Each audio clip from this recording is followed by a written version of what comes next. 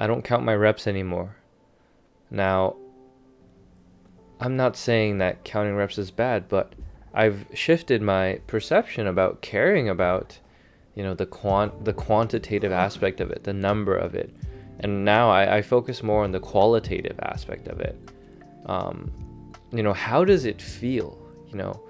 I think a lot of the times with exercise and training, we put so much emphasis on sets and reps that we're just doing the motion to get the reps in, right? And that's not a bad thing. We want to get the reps in, but there's a lack of true presence there. When you truly feel into every rep like it's your first one, and you don't count, you just keep going, right? That puts you so much in tune with your body. And when you lean into that feeling of not trying to escape your set, but trying to lean into it harder and harder and harder and harder, well, that's in a sense how you come to love to enjoy the pain, right? And you develop that sense of awareness in your body, and over time you begin to understand when a movement feels right and when it doesn't, and when your body feels off versus when it doesn't, right? Obviously, I'm not saying you shouldn't count your reps at all. All I'm saying is that, at least for me personally, I don't really care what the reps are anymore. Which brings me to my next point, which is that tempo changes everything. And this is a component of training that isn't really highlighted enough, I think, because changing the tempo, the pace of the rep will change the entire feeling of the exercise. It changes the difficulty of the exercise, the stability requirements, right? Problem is that it's underemphasized. Everyone's too preoccupied worrying about how many reps they hit and how many sets they can do on a half squat that they forget the complete. They lose the opportunity to gain the full benefit of the squat, right? Squatting all the way down, ass to grass, holding for a second. Like, these things make a huge difference. And the reason, like, someone can squat 3 plates, half squat, and I see this a lot at the gym and all of that, right? But as soon as they try to go ass to grass, well, number one, first of all, their body might not even let them, because they're so weak in that position that their body's just like, fuck no, I'm not letting you go down there. And that's the body's protective mechanism. But say they had the body did let them go down, and they can barely do 2 plates, right? There's so many glaring issues that arise from not focusing on good form, and I would say there's a lack of controlled tempo, because people just want to rush through the set and just push the weight through. But if you stick with it, if you stick the rep, right, put yourself under as much tension as you can and come out of it from the bottom, from a pause, like, that's a completely different rep versus you're just up, you're just down, up, with that, like that powerlifting style. And clearly you can tell I have a grudge with powerlifting by now. But take another example, the dip, right?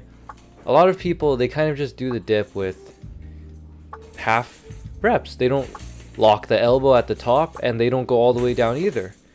And the argument is, shoulder, I don't want to injure my shoulder, going too low is dangerous. And yeah, you're right, it is dangerous if you find yourself in that position when your body isn't prepared for it. But that's the whole purpose of training, isn't it? You're voluntarily inducing stress onto your body in a controlled manner so that your body can adapt and it can develop the necessary mobility and stability to support you if you ever find yourself in a position that is, quote unquote, more vulnerable to the average person, right? But if you practice dips with a slow tempo and don't rush through them with those half reps, you go all the way down just like the squat. Try to get your forearm to your bicep, right? Pretty all the way there pretty much. And you start to develop like joint strength as well as mobility and stability in positions that you have always used to avoid and that were always weak spots, but you can't be avoiding these weak spots. For a long time I trained to avoid weak spots, and I only trained at the strong points of what my body was capable of in exercises like the bench press, the dips, the pull-ups, the squat, the deadlift. And it only became glaring to me once I started to train these things in full range of motion, how big of a difference it made as a result of rushing through reps, not focusing on the full presence and awareness and the tempo in the rep. You're probably training neuromuscular problems that will cause you injuries later on. For me, this was the deadlift. I deadlifted wrong for years. Like, I thought my form looked right, but in hindsight, like, you could tell I was pretty much only using my erectors to pull that weight up rather than my posterior chain. And this is an important thing because two people doing the same exercise with the same form can be using entirely different muscles. That is, unless you get to the point of the discerning eye of being able to tell which muscle is working. And it can be very subtle sometimes.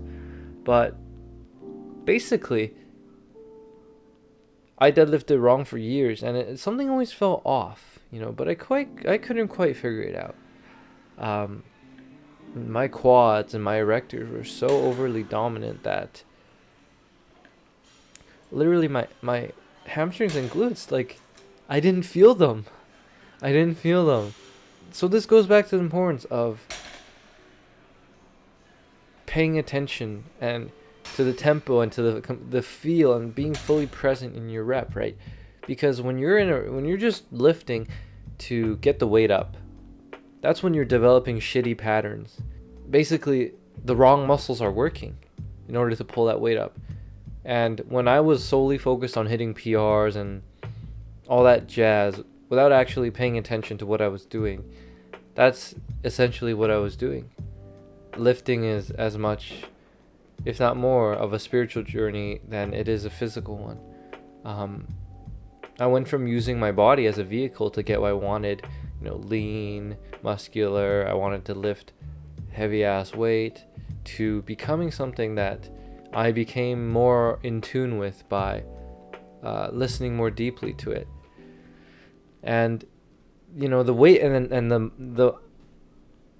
the muscle I possess and the weight I can push matter much less to me now, because when I hit a 400-pound squat, I'll want to hit a 500-pound one, and that isn't any different from when I was at 135 and I wanted to hit 225, right? And so lifting really teaches you a lot, because it's a parallel. It's a fundamental parallel to life.